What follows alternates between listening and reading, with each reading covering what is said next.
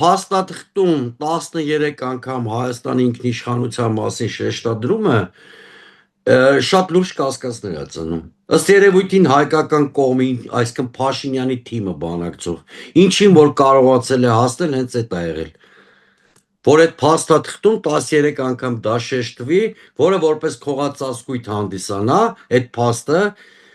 վատ բանակցված փաստաթուղթը քողարկելու նպատակով։ Հայկական կողմը PR նպատակով հենց դրան էլ հասել է։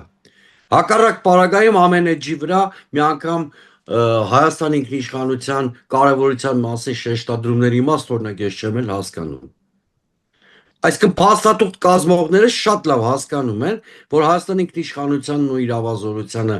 ինքնիշխանության եւ իրավազորության համար այդ փաստաթուղթը ռիսկեր է ծնում, դրամ էլ հայկական կողմի խնդրանքով այդքան շատ հիշատակում կա այդ դրույթին։